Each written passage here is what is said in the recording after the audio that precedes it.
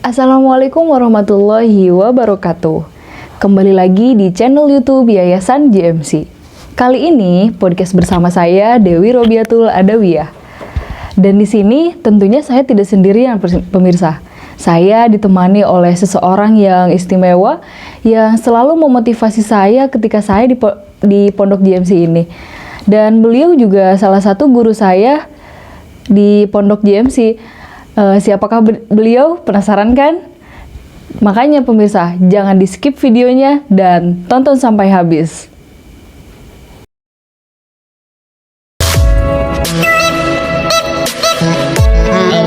Oke pemirsa, tanpa berlama-lama lagi, kita langsung saja perkenalkan narasumber kita, yaitu Ustadz Suhanda. Assalamualaikum Ustadz. Waalaikumsalam warahmatullahi wabarakatuh. Gimana Ustadz, kabarnya damang? Alhamdulillah. Jadi Ustadz, apa nih kesibukan sekarang apa?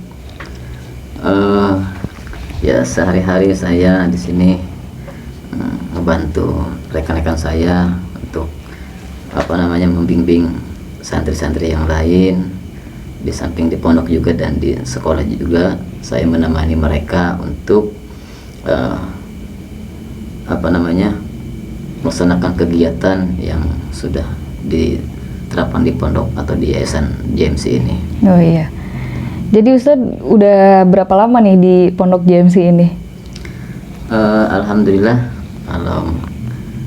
lamanya dari saya pertama kali saya kesini itu dari tahun 2003. Oh, lama. Iya, dari 2003 sampai sekarang 2021. Ya, alhamdulillah berkat dengan atas izin Allah juga mungkin saya alhamdulillah dari 2003 sampai ke 2021 saya masih bisa di Pondok JMC ini. Ya, Masya Allah ya Ustadz. Berarti udah berapa generasi nih yang udah Ustadz lewatkan? Oh, kalau untuk generasi kurang lebih ada 10 lebih gitu ya. Wow, gitu. Masya Allah ya Ustadz.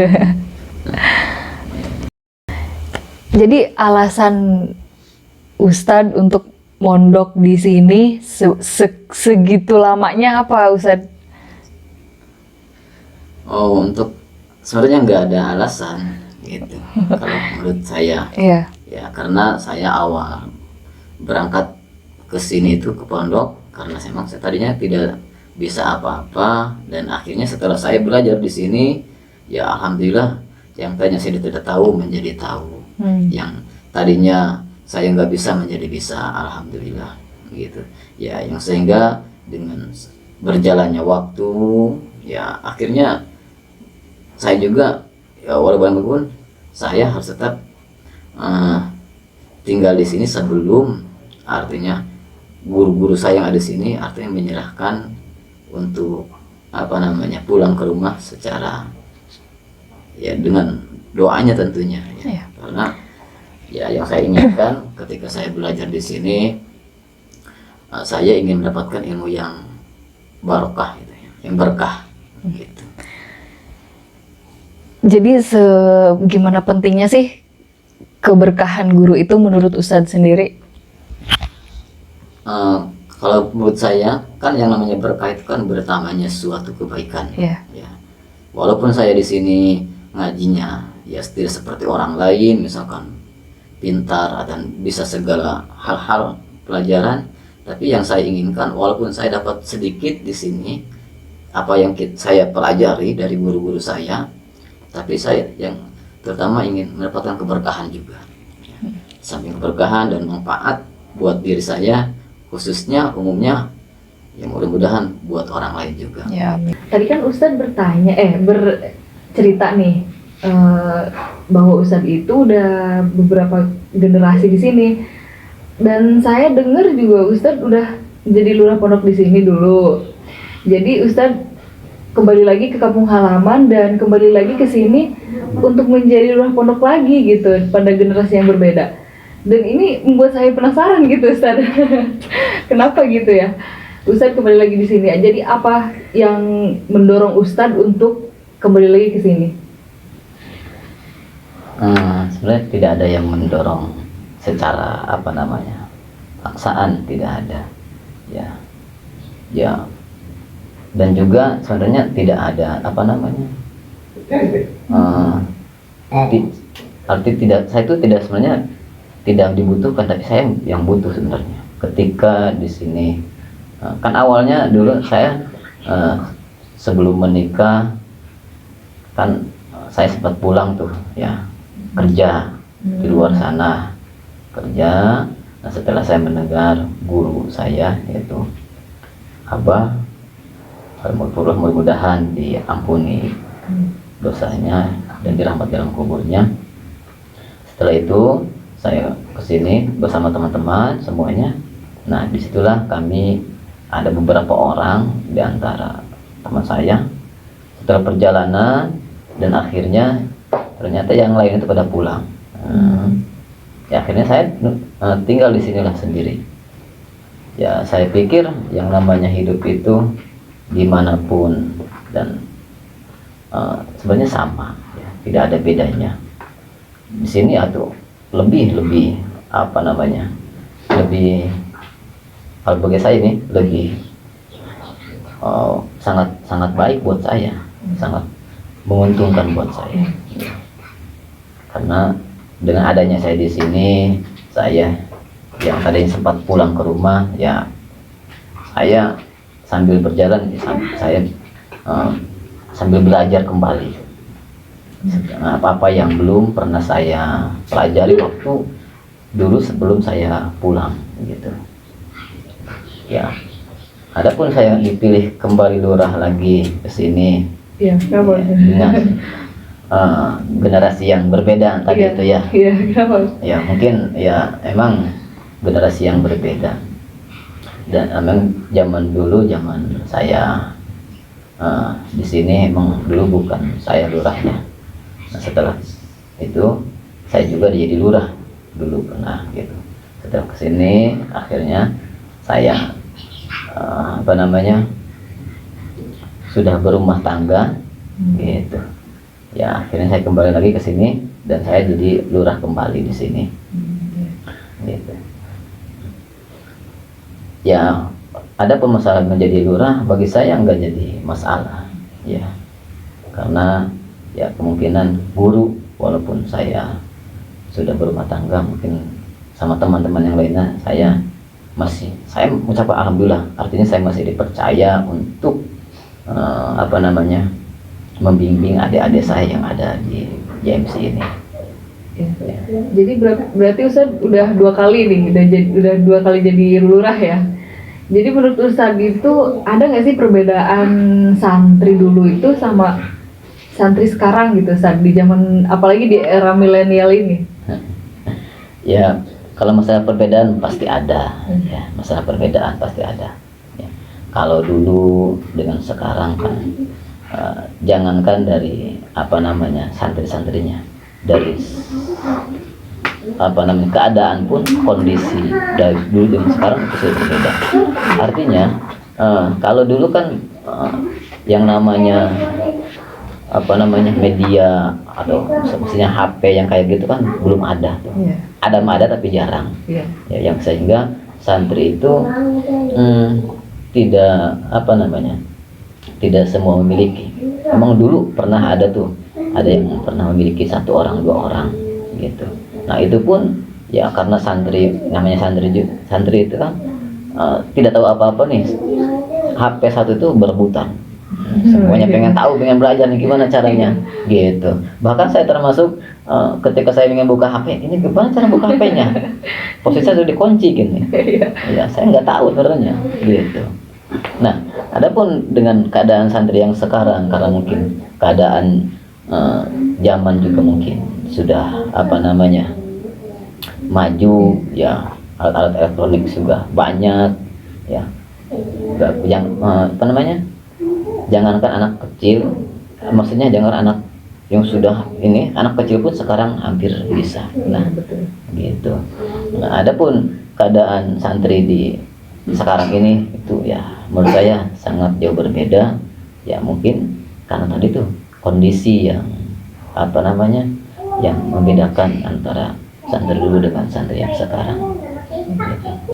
Santri zaman dulu kan pada dewasa nih, dan bahkan beberapa gitu ada yang sudah mempunyai istri, dan pasti berbeda sama santri sekarang. Santri sekarang kan anak kecil gitu, bahkan belum pada dewasa dan belum mengerti gitu. Jadi pola apa sih yang Ustadz pakai untuk menangani santri zaman dulu sama santri zaman sekarang itu, Ustadz? Iya emang. Kan kalau dulu kan santrinya sudah hampir dewasa lah, gitu. Artinya pada ngerti, gitu. Jadi ketika guru itu ngomong, memerintah, itu semuanya artinya mengikuti perintah guru. Bahkan yang apa namanya, yang menjadi kalau menurut saya sih keunikan, kehebatan ya, artinya ketika santri dulu itu dia menyebutkan nama berkah, sebenarnya ceritanya mah apa artinya berkah nggak tahu, gitu. Tapi mereka tuh selalu mengerjakan hal-hal yang seperti itu, artinya meyakini karena apa yang diperintahkan, yang dipelajari, yang dipelajari di sini dan yang diberikan oleh guru, semuanya adalah pasti kebaikan, gitu. Nah, adapun untuk santri di zaman sekarang emang beda gitu ya, beda ya. Yang pertama kan santri kan kalau masih kecil, saya paham lah, saya dulu mungkin kalau kecil masih manja-manja gitu ya. Terus yang sekarang kan masih kecil-kecil tuh, pasti di rumahnya pasti dimanja-manja gitu. Nah, gitu ya. Jadi saya mengikuti alur gitu. Kalau saya memaksakan santri yang sekarang saya pakai pola yang dulu, ini kayaknya sulit untuk mengarahkan anak-anak yang di zaman sekarang ini. Nah, saya ingat artinya saya pakai ilmu ibu ketika mengayun anaknya, gitu. Ketika anaknya diayun kan nangis tuh, diayun, akhirnya sampai diam, tidur. Oh ternyata anak ini yang zaman sekarang ini, menurut saya ini, nggak apa-apa lah, saya mengayuni anak-anak yang di sini. Yang penting mereka itu artinya selalu mengikuti dan taat kepada peraturan pondok. Tapi ayo kita ayun, tetap kita arahkan mereka, karena karena mereka juga perlu bimbingan, ya, perlu nasihat dari kita. Ustadz tadi itu kan kata Ustadz nih, barokah itu bertambahnya suatu kebaikan ya Ustadz ya. Dulu juga pas saya pertama mondok di sini, saya melihat anak-anak santri berebut kopi bekas kiainya gitu. Melihat kejadian itu bagaimana sih Ustadz? Melihat kejadian itu gimana gitu Ustadz?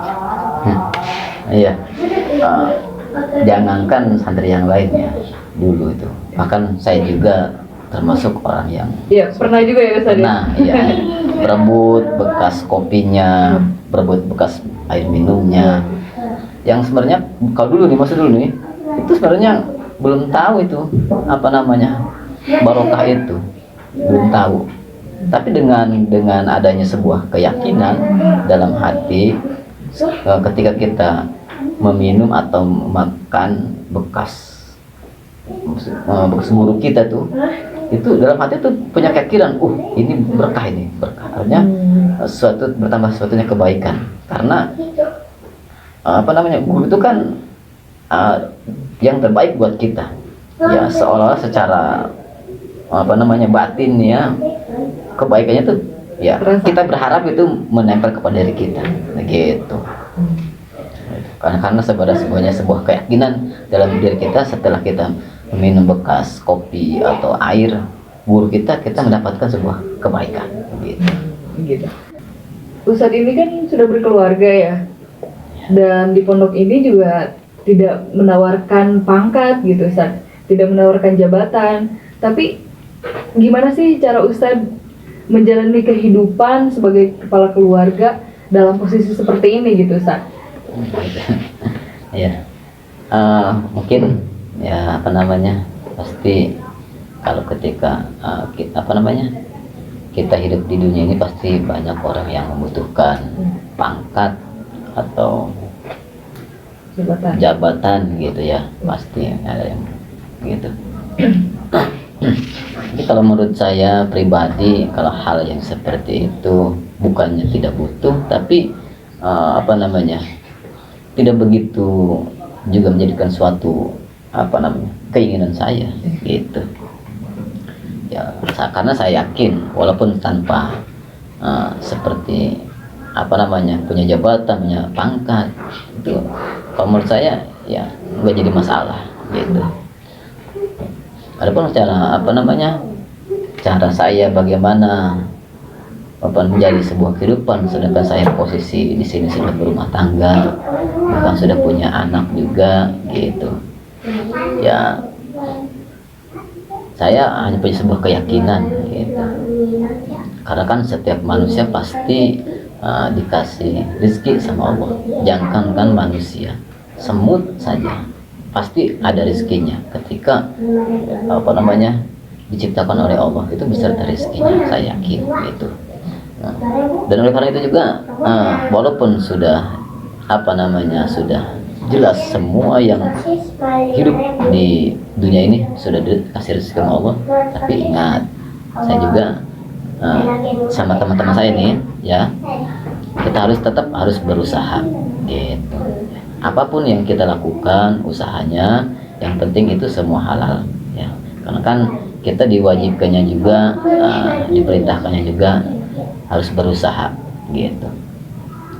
Nah, supaya mendapatkan apa yang kita inginkan gitu.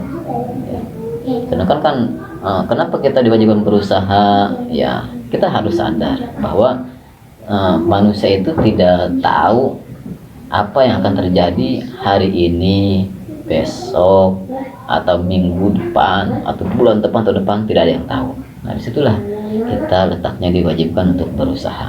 Nah, dengan cara itu saya menjalani sebuah kehidupan dengan keluarga saya, dengan keadaan posisi di sini ini sekarang ini, yaitu dengan cara saya berusaha. Apapun yang saya lakukan ya, itu semata-mata saya sedang berusaha, dan saya punya keyakinan pasti ketika saya yang lakukan itu, pasti Allah akan memberikan suatu kebaikan buat saya gitu.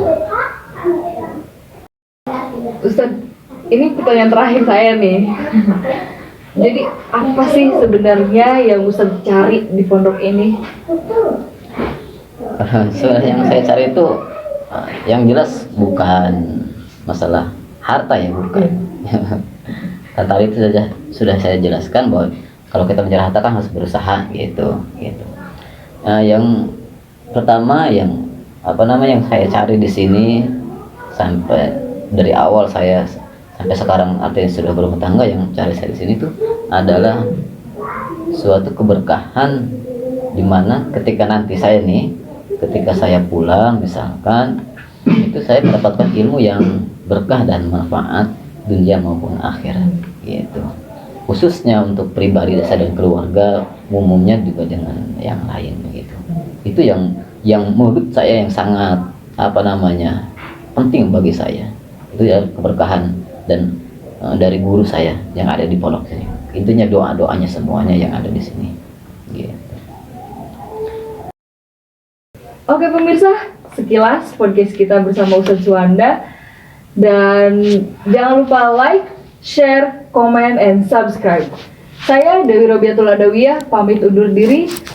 Sampai jumpa di podcast selanjutnya. Wassalamualaikum warahmatullahi wabarakatuh.